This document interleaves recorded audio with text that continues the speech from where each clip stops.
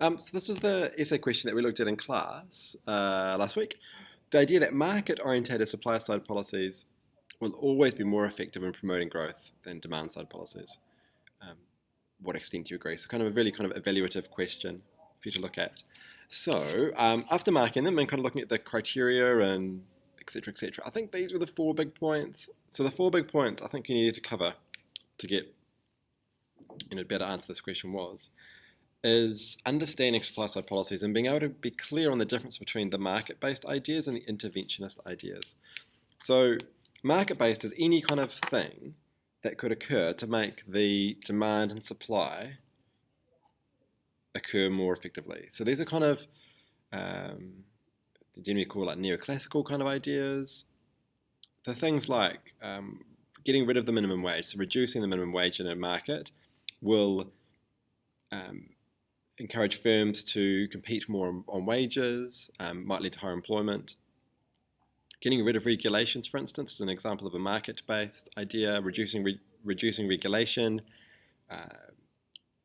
Same with more privatization of state-owned assets. All those are market-based ideas.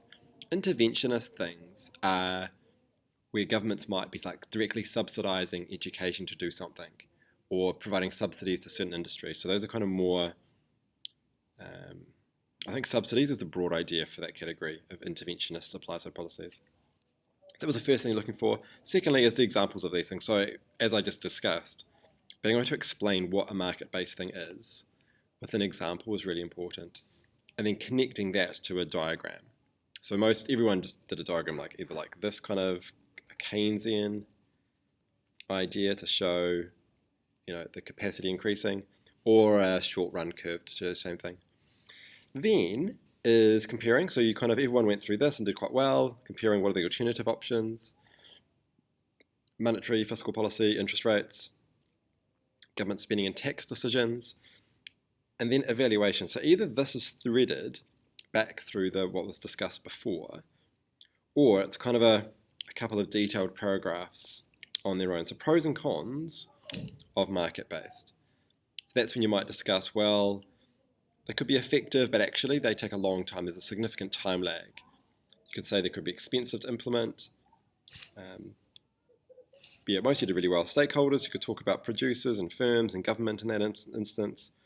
The thing I did look for students to get into that top band of kind of getting a 14, 13, was you considered the context. And I think the context is really important because if an economy is in a recession with low levels of demand, then these kind of ideas of stimulating the supply side don't really work. They don't really impact if the economy is already in a recession. So that's the idea where I'll talk about it in a moment, of depressed demand. But the Keynesian idea, if you are in a recession, then stimulating aggregate demand tends to be a more successful solution. However, if your economy is on a sort of your booms and busts, if your economy is in a period of growth, then trying to increase the capacity of the economy by more supply side policies is a really good idea, especially market based ideas. So I think the context is really important, and a couple of you got that idea, but actually the majority of us kind of missed that aspect, I think, which is really important for your overall synthesis. So to just look at an example that a student did, it's fairly similar structures for most people, so a fairly detailed intro around supply side, mentioning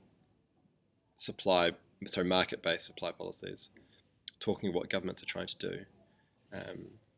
Then the specifics. So it was really good to see everyone talk about these kind of ideas, labour markets, or deregulation, or privatisation as being things. A really good example is to link back to what's called Thatcherism in the United Kingdom in the 1990s, 1980s, or President Reagan was famous for similar kind of supply-side initiatives in the late 1980s as well. So that's kind of two prominent examples. Lots of good detail around, people would have picked one of them, the students picked around minimum wage, about labour market reforms as being an idea, which is all good. And then, so most people did this if you've talked about a policy here, then this little bit down the bottom here tends to become sort of an evaluation aspect, like negative outcomes can all contribute to, for instance.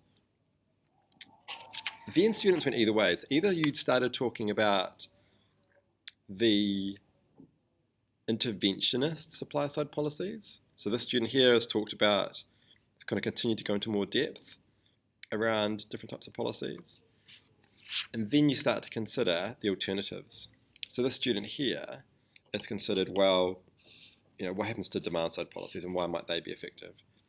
And the key thing I was looking for was this sort of statement here, which the student got.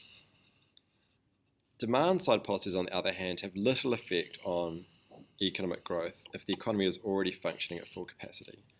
And that's the neoclassical idea, where they just purely lead to more inflation. They're generally purely inflationary if you're already at full capacity. And then to continue on with this idea, this graph down the bottom is showing, well,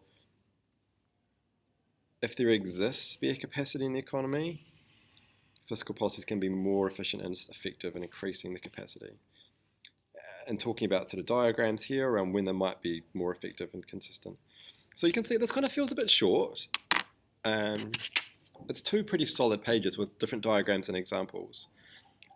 I still gave that kind of, I'd give that a 12 or a 13. Probably hasn't got the same examples to get to the very top bracket. And it's kind of missing a bit of a synthesis at the end. That's where I can kind of finish, that's where it finishes down there. But it's a fairly good piece of work, kind of tackles the question quite cleverly, and it's okay.